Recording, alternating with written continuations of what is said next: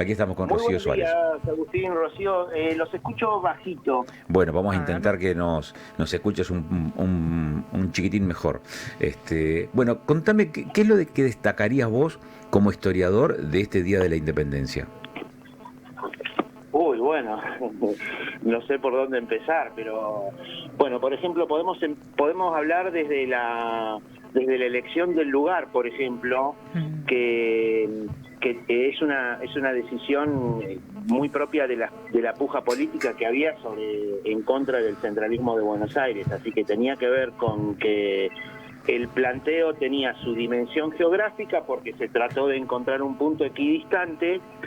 Pero después en el plano político había una fuerte oposición a que Buenos Aires sea centro de cuestiones que afectaban al conjunto de las provincias unidas y bueno, entonces se buscó, digamos, marcar la cancha en algún punto.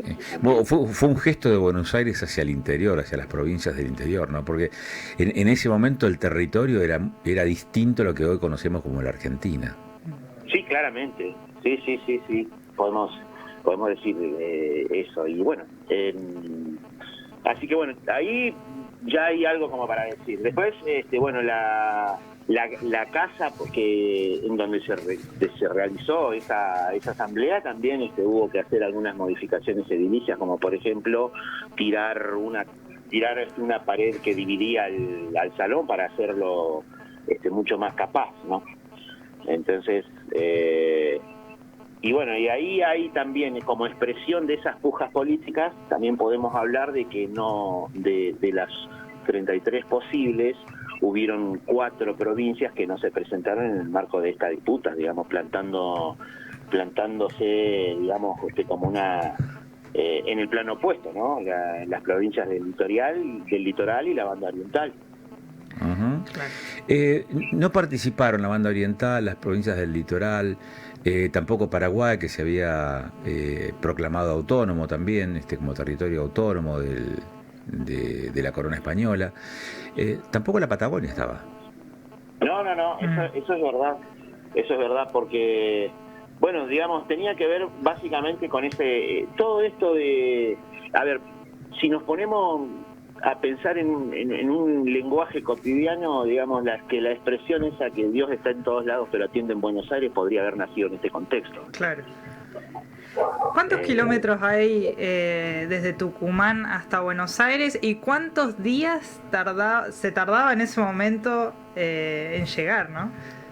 Bueno, eso dependía del medio de transporte que vos utilices.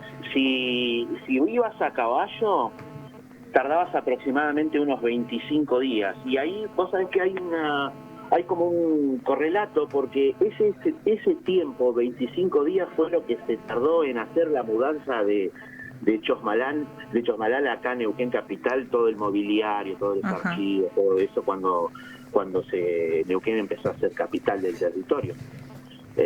Y después la cifra podía llegar a aumentar al doble si vos te ibas en una carreta, porque eso implicaba también un empeño logístico vinculado a generar una infraestructura mínima como para el intercambio de animales, las postas diferentes que tenían que haber para el descanso de las personas y demás, así que el tiempo se podía llegar a ampliar al doble. Claro, y la cantidad de gente que movilizabas también, porque una cosa es que una sola persona, quizás al trote o al galope, haciendo la reposición en postas, pero otra cosa es ya viajar en grupo, en tándem, y con cosas, o con vehículos, como en aquella época las carretas, o ese tipo de cosas.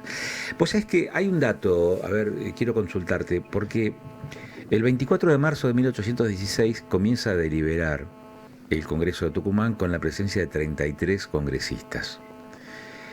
El 9 de julio, casi 3 meses después, se produce la Declaración de la Independencia y 10 días más tarde la Declaración Absoluta de Independencia, es decir, de cualquier otra dominación externa. Ahora, posteriormente, el Congreso se traslada a Buenos Aires. ¿Sabes por qué? Bueno, porque también tenía que ver con, se lo podía llegar a interpretar como un gesto de conciliación, porque estaba visto esta necesidad de los pueblos del interior y también la necesidad visto desde la perspectiva de Buenos Aires de no perder del todo el control político, ¿no? Digamos, yo creo que esto lo podríamos hablar como el triunfo de una negociación, ese aspecto puntual. Uh-huh. Y Javier, ¿cómo era el ánimo de la sociedad en ese momento? Porque siempre hablamos de los protagonistas, ¿no?, que estaban en Tucumán, pero en este caso a mí me interesaría saber cómo lo vivía la persona de a pie, ¿no?, entre comillas, toda la situación que se estaba viviendo allí, si se respiraba también este ánimo de independencia o no era tan así. No, seguramente que sí, porque, a ver, estamos hablando de que buena parte de los protagonistas de esa independencia eran sectores populares que naturalmente iban a querer emanciparse del poder que los oprimía, ¿no? Y que eso se expresaba básicamente en tareas serviles, en el cobro de impuestos, ya sea en especie o en diversas formas que no hacían otra cosa que consolidar el dominio. Así que desde los sectores populares claramente el deseo político de emanciparse estaba. Después, por otro lado, también podríamos poner en tensión esa actitud de los sectores populares con la de la clase criolla, que si bien fueron impulsores de esta independencia, quizás en ese caso podríamos pensarlo también con que, sin restar valor a esa necesidad de independencia del pueblo generalizado, también tenía que ver con el lograr el predominio en cuestiones políticas y económicas sin tener que consultarle al poder central. Uh-huh. Claro. Uh-huh. Y yo lo pensaría también así desde ese lado, ¿no? Claro. Bueno, ahí se da también una discusión fuerte, porque no solamente tiene que ver el contexto interno de la región, del territorio, del país que estaba en gestación, sino también el contexto internacional, en donde las monarquías empiezan a revitalizarse, y estaba muy fresco todavía la idea de república de la Revolución Francesa. Esa discusión también se da en el Congreso y es la génesis también de lo que finalmente termina cuajando como forma de gobierno de la Argentina, ¿no? Sí, bueno, fundamental. A ver, el contexto europeo con el debilitamiento de la corona española, en este caso, digamos, que fue en lo político internacional, fue el elemento central que permitió consolidar los diferentes procesos de independencia que se dieron en esta parte del mundo en esa época. Uh-huh. Claro. Uh-huh. Claramente. Uh-huh. Bueno, la verdad que hay mucho para hablar del tema, así que te agradecemos la gentileza, como siempre, Javier, de darnos unos minutos para ilustrarnos un poquitito respecto de los hechos históricos. Muchísimas gracias. Quisiera mandar un saludito a Dale.